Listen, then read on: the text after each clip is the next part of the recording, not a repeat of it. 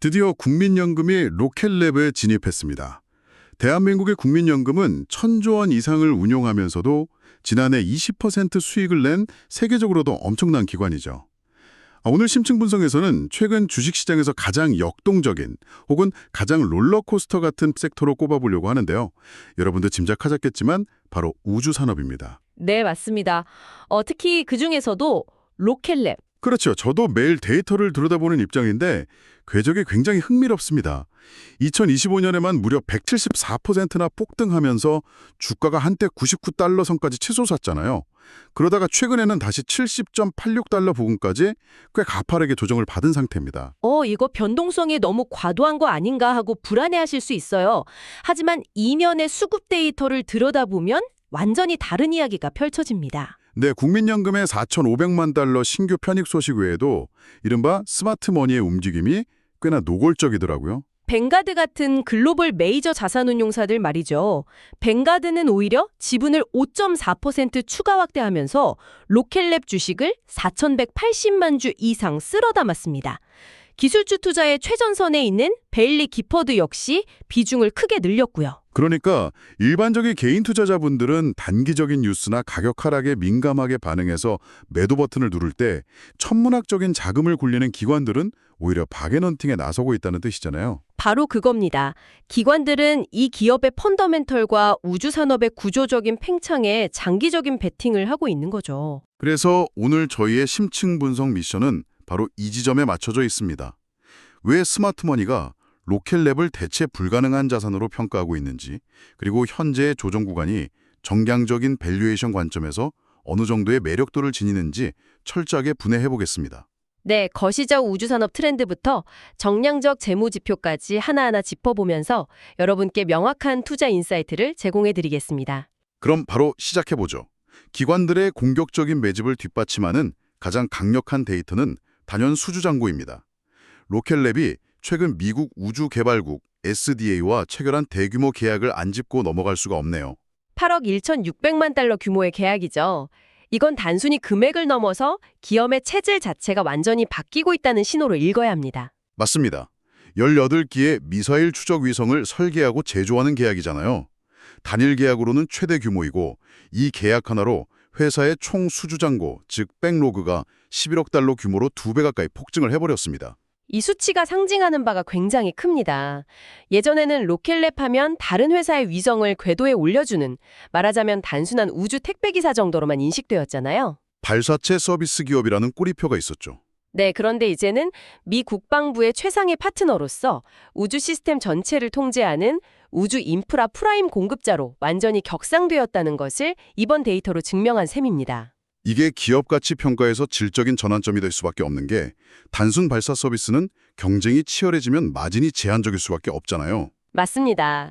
반면에 위성 시스템을 직접 설계하고 궤도에 배치해서 운영까지 통제하는 인프라 사업은 완전히 다른 차원의 높은 수익성을 보장하거든요. 최근에 국방 혁신단을 위해서 마하 20의 속도를 내는 극초음속 비행체 테스트 발사도 성공했었죠. 이런 걸 보면 미국 정부의 우주안보 전략에서 로켓랩의 비중이 기하급수적으로 커지고 있는 건 확실해 보입니다. 그렇습니다. 하지만 이렇게 긍정적인 수주 랠리 속에서도 최근 주가를 단기적으로 짓누른 원인이 하나 있었죠. 1월 21일에 발생했던 사건 말씀하시는군요. 뉴트론 1단 로켓 연료 탱크 파열 소식이 전해지면서 시간외 거래에서 매도 물량이 엄청나게 쏟아졌잖아요. 네, 많은 분들이 불안해하셨을 텐데 저도 기술 보고서를 자세히 살펴보니까 시장이 파열이라는 단어 자체에 너무 감정적으로 반응했다는 생각이 들더라고요. 청취자 여러분 중에서도 이거 진짜 위험한 거 아닌가 하고 걱정하신 분들이 많을 겁니다. 근데 데이터를 뜯어보면 이게 비행 중 폭발이 아니더라고요. 전혀 아닙니다. 실험실 환경에서 진행된 수압 시험 중에 일어난 일이에요. 영어로는 하이드로스태틱 프레셔 테스트라고 하죠. 구조물에 물을 꽉 채우고 의도적으로 압력을 높이는 테스트 맞죠? 네, 일부러 파괴될 때까지 압력을 가하는 겁니다. 설계상의 한계치가 어디인지 정량화하기 위한 통상적인 자격 검증 과정일 뿐이에요. 그러니까 애초에 터트릴 목적으로 하는 극한의 스트레스 테스트라는 거잖아요. 정확합니다. 항공우주공학에서는 어느 포인트에서 균열이 발생하는지 그 한계의 데이터를 얻어내는 게 필수적인데 시장은 이걸 프로젝트의 치명적인 실패로 완전히 오독한 경향이 있습니다. 공학적 관점에서는 구조물이 파괴되어야만 안전마진을 정확히 측정할 수 있으니까 오히려 데이터 확보에 성공한 거라고 봐야겠네요. 맞습니다. 회사 측에서도 이미 대체 탱크가 생산 라인에서 제작되고 있고 주변 피해도 전혀 없었다고 공식 발표를 했습니다. 물론 뉴트론 첫 비행 일정이 2025년 말에서 2026년 상반기로 약간 지연될 리스크는 생겼지만요. 일정이 조금 밀릴 수는 있어도 기업의 펀더멘털을 훼손할 만한 악재는 결코 아니라는 분석이군요. 주목해야 할 데이터는 현재 주력 발사체인 일렉트론의 압도적인 퍼포먼스 아닙니까? 네, 일렉트론의 트랙 레코드는 정말 경이로운 수준입니다. 2025년 한 해 동안 무려 21회의 발사를 진행했는데 성공률이 100%였습니다. 21번 쏘아 올려서 한 번도 실패가 없었다는 건 발사체 시장에서 기술적 신뢰성을 증명하는 가장 확실한 지표죠. 그렇죠. 2026년 첫 발사였던 오픈 코스모스 임무도 완벽하게 수행했고 최근 한국 카이스트의 위성 발사까지 오차 없이 처리해내는 걸 보면 운영 능력은 이미 글로벌 탑티어에 도달했습니다. 이렇게 기술적인 기초 체력이 탄탄하게 뒷받침되다 보니까 자연스럽게 재무지표에도 긍정적인 숫자들이 찍히기 시작했는데요. 2025년 3분기 실적 수치를 보면 매출 성장이 굉장히 공격적입니다. 분기 매출이 1억 5,500만 달러를 기록했죠. 전년 동기 대비 48%라는 높은 성장률입니다. 여기서 정말 중요한 게 매출의 세부 구성이잖아요. 우리가 앞서 이야기했던 우주 인프라 기업으로의 체질 개선이 이 숫자로 완벽하게 입증이 되고 있죠. 네, 매출 내역을 정량적으로 분해해보는 작업이 반드시 필요한데요. 전체 매출 중에서 발사 서비스가 차지하는 비중은 4,090만 달러에 불과했습니다. 그러면 나머지 매출은 어디서 나온 건가요? 전체의 약 74%에 달하는 1억 1,420만 달러가 우주 시스템 부문에서 창출되었습니다. 여기서 더 극적인 수치는 바로 이익률입니다. 그 이익률 지표가 정말 놀랍더라고요. 우주 시스템 부문의 갭 기준 총마진이 37%, 논갭 기준으로는 무려 41.9%를 기록했습니다. 하드웨어를 제조하는 우주 기업이 40% 이상의 마진을 낸다는 건 엄청난 의미가 있습니다. 단순 조립업체가 아니라 고도의 기술적 해자를 갖춘 시스템 통합업체로서 시장에서 강력한 가격 결정력을 확보했다는 뜻이거든요. 하드웨어 기업이 거의 소프트웨어의 독점 기업에 준하는 이익률을 보여준다는 건데 우주 시스템이 이 회사의 확실한 캐시카우로 자리 잡았다는 방증이네요. 그렇습니다. 하지만 재무제표의 하단을 보면 여전히 투자자들을 고민하게 만드는 약점도 명확히 존재하죠. 네, 수익성 지표인 3분기 조정 EBITDA를 보면 2,630만 달러 손실을 기록했습니다. 주당 순손실 역시 0.03달러로 많이 개선되긴 했지만 아직 적자 구간을 완전히 탈출하지는 못했어요. 시장 일각에서는 이 적자 폭을 두고 우려 섞인 시선을 보내기도 합니다. 하지만 이 손실의 배경을 정확히 규정해야 하거든요. 차세대 대형 발사체인 뉴트론 개발에 들어가는 막대한 자본 지출 때문이잖아요. 맞습니다.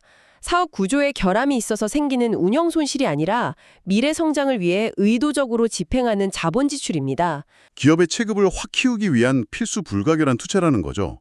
여기서 투자자분들이 꼭 점검하셔야 할 정량제표는 과연 이 회사가 이 막대한 현금 연소를 감당할 재무적 기초 체력이 있느냐 하는 점입니다. 네, 그 부분이 아주 중요하죠.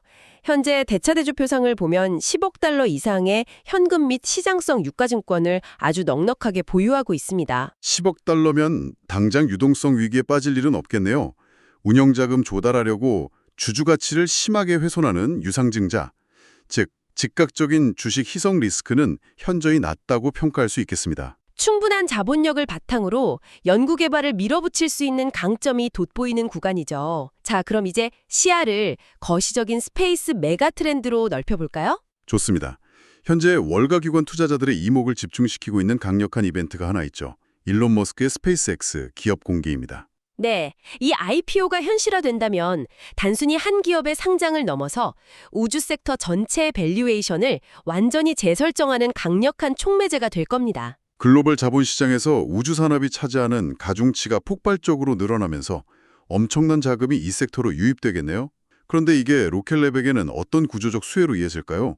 펀드 매니저들의 포트폴리오 운영 원칙을 생각해 보시면 답이 나옵니다. 기관들은 절대 단일 기업의 모든 비중을 몰빵하지 않거든요. 반드시 리스크를 분산시킬 대체제를 찾게 됩니다. 아, 그런데 현재 공공주식 시장에서 스페이스X처럼 부품 제조부터 위성 설계, 발사, 그리고 궤도 운영까지 수직 계열화를 완벽하게 이루어낸 실질적인 경쟁사가 로켓랩이 유일하잖아요. 정확합니다. 스페이스X 상장으로 그 막대한 낙수 효과 자금이 공공시장의 유일한 대체제인 로켓랩으로 집중되는 강한 쏠림 현상이 나타날 수밖에 없는 구조입니다. 그 수직 계열화 구조가 로켓랩의 가장 큰 무기라는 점에 100% 동의합니다. 단순히 발사체만 쏘아 올리는 경쟁사들과는 출발선부터가 완전히 다르니까요. 특히 최근 M&A 행보를 보면 경영진의 의도가 아주 노골적입니다. 네, 지오스트 같은 고성능 센서 전문 기업이나 마이나릭 같은 레이저 통신망 기업들을 연달아 인수했죠. 우주산업의 전 밸류체인을 내부로 싹 흡수하고 있는 거네요. 부품 조달부터 제작, 발사까지 전부 통제하는 이른바 스페이스 프라임 전략을 구사하고 있는 겁니다. 이렇게 되면 외부 공급망에 대한 의존도를 낮출 뿐만 아니라 정부 국방 계약에서 창출되는 마진율을 극한으로 끌어올릴 수 있거든요. 그 스페이스 프라임 전략의 종착지가 바로 2026년 이후로 예상되는 폭발적인 잉여 현금 흐름, 즉 FCF 흑자 전환이겠군요. 그리고 이 모든 시너지를 완성시켜줄 활용점정이 바로 아까 이야기했던 뉴트론 로켓이고요. 맞습니다. 뉴트론 스펙을 한번 수치화해서 설명해 드릴 필요가 있는데요. 13,000kg에 달하는 육중한 페이로드를 지구 저궤도에 올릴 수 있는 중형 재사용 발사체입니다. 13,000kg이면 기존 일렉트론과 비교했을 때 어느 정도의 차이인가요? 정량적으로 무려 6배 이상의 수익 창출 잠재력을 지니고 있습니다.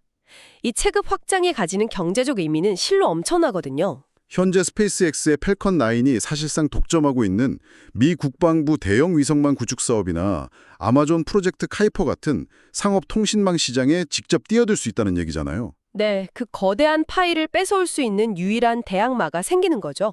뉴트론이 성공적으로 궤도에 안착하는 순간 로켓랩은 수백억 달러 규모의 중대형 발사 시장을 양분하는 메이저 플레이어로 자리 잡게 되는 거네요. 기업의 미래 퀄리티는 의심할 여지가 없어 보입니다. 그런데 당장 시장에 참여해야 하는 투자자 입장에서는 가장 냉정하게 따져봐야 할 부분이 있죠. 네, 바로 밸류에이션입니다. 현재 주가가 이 모든 긍정적 전망을 얼마나 반영하고 있는가 하는 점이죠.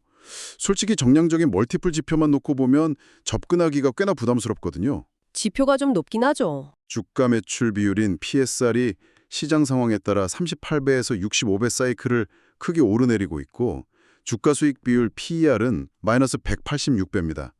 전통적인 가치 투자잣대로 보면 이거 너무 고평가된 거 아니야? 하는 의구심이 들 수밖에 없습니다. 전통적인 제조업의 현금 흐름 할인 모델을 들이대면 당연히 설명이 불가능한 수치입니다. 하지만 우주산업은 국가 안보와 통신망을 좌우하는 완전히 새로운 차원의 국방 인프라 산업으로 접근해야 합니다. 인프라 프리미엄을 적용해야 한다는 뜻이군요. 맞습니다.